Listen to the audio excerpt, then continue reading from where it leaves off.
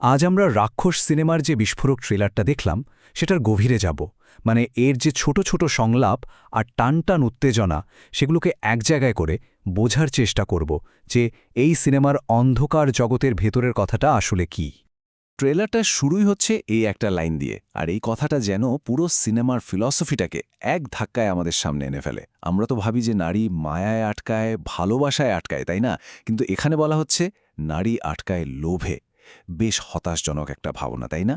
আর এটাই কিন্তু আমাদের আজকের আলোচনার একদম কেন্দ্রে থাকবে। আচ্ছা, ট্রেলারটা দেখলে মনে হবে সংলাপগুলো কেমন যেন ছেঁড়া ছেঁড়া, তাই না? তো এর ভেতরের আসল কনফ্লিক্টটা বোঝার জন্য আমরা এই কথাগুলোকে কয়েকটা থিম বা ভাগে ভাগ করে নেব, তাহলে বুঝতে সুবিধে হবে। চলেন শুরু করা যাক। তো আমাদের প্রথম ভাগটা হলো ভালোবাসা, আর বলা যেতে পারে এক ধরনের আবেশ বা অবসেশন। কারণ ট্রেলারটা ভালোবাসার এমন একটা জটিল ছবি দেখাচ্ছে যেখানে অনেক কিছুই একে অপরের বিরোধী, আর এটাই কিন্তু আমাদের ভাবিয়ে তোলে। তাহলে প্রশ্নটা হলো, এই রাক্ষস সিনেমার দুনিয়ায় ভালোবাসা জিনিসটা ঠিক কি? কারণ ট্রেলারের এক একটা ডায়লগ আমাদের এক এক দিকে নিয়ে যায়, আর ব্যাপারটা কিন্তু বেশ ইন্টারেস্টিং। যেমন ধরুন, একদিকে আমরা শুনতে পাই ভালোবাসারই একদম পিওর রোম্যান্টিক একটা রূপ, মানে ভালোবাসা বলতে শুধু একজনকেই বোঝাচ্ছে আর কাউকে না। কি ভীষণ সহজ আর তীব্র একটা অনুভূতি, তাই না? আবার দেখুন, এই কথাটা কিন্তু আরও গভীর। এখানে ভালোবাসাটা শুধু রোম্যান্টিক না, এটা যেন সবকিছু গ্রাস করে নিচ্ছে। মানে তোর খুশিতে আমি খুশি, তোর কষ্টে আমি কমতাম। এটা তো ভালোবাসার একটা অবসেসিভ রূপের দিকে ইশারা করছে, তাই না? এবার দেখুন, এই দুটো ভাবনাকে পাশাপাশি রাখলে সিনেমার আসল কনফ্লিক্টটা একদম পরিষ্কার হয়ে যায়। একদিকে পিওর ভালোবাসা, যেখানে একজনই পৃথিবী, আর ঠিক তার উল্টো দিকে সম্পর্কটাকে দেখা হচ্ছে একটা ডিল হিসেবে, যেখানে লোভই আসল কথা। তো এই দুইটা আইডিয়ার যে টক্কর, সেটাই হয়তো এই গল্পের একেবারে কেন্দ্রে রয়েছে। তো ভালোবাসার এই সব জটিল আলোচনার মধ্যেই হঠাৎ করে চলে আসে শারীরিক চাহিদার এই রকম সরাসরি একটা কথা, একদম রাখঢাক ছাড়া। এটা সম্পর্কগুলোর আরও একটা লেয়ার বা স্তর আমাদের সামনে নিয়ে আসে। আর এই ডায়লগটা তো আরও অদ্ভুত।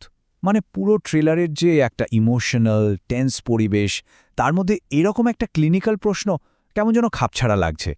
এটা কি তাহলে সম্পর্কের শীতলতার দিকে ইঙ্গিত করছে, নাকি এর পেছনে অন্য কোনো গল্প আছে? আচ্ছা, ভালোবাসা নিয়ে তো অনেক কথা হলো। এবার চলুন গল্পের আরেকটু ডার্ক সাইডে যাই, মানে সেই দিকে যেখানে লোভ, পাপ আর বেইমানি মানুষকে চালায়। আমরা একদম শুরুতে যে লাইনটা দেখেছিলাম মনে আছে, নারী আটকায় লোভে। দেখুন, এখানে আবার সেই লোভের কথায় ফিরে আসা হলো। মানে ট্রেলারটা একদম পরিষ্কার করে দিচ্ছে যে লোভ আর পাপের মধ্যে একটা সরাসরি কানেকশন আছে। আর এই লোভে পাপ, এই আইডিয়াটাই যেন পুরো গল্পটাকে চালাচ্ছে। লোভের পর যেটা আসে সেটা হলো পাওয়ার বা ক্ষমতার লড়াই। আর ট্রেলারে কিন্তু চরিত্রগুলোর মধ্যে একে অপরকে দাবিয়ে রাখার এই চেষ্টাটা একদম স্পষ্ট। কথায় কথায় চলছে পাওয়ার গেম। এই যে দেখুন, একদম সরাসরি ক্ষমতার ঘোষণা, আমি তোদের বাপ। এটা শুধু একটা কথা না, এটা হলো নিজের ডমিনেন্স বা আধিপত্য দেখানো। আর সঙ্গে সঙ্গেই দেখুন কাউন্টার। ক্ষমতার এই খেলায় কেউ 1 ইঞ্চিও জমি ছাড়বে না। একজন যদি বলে আমি বাপ, তো আরেকজন সঙ্গে সঙ্গে বলে দিচ্ছে আমি তোর বাপেরও বাপ। মানে শ্রেষ্ঠত্বের লড়াই একদম চরমে।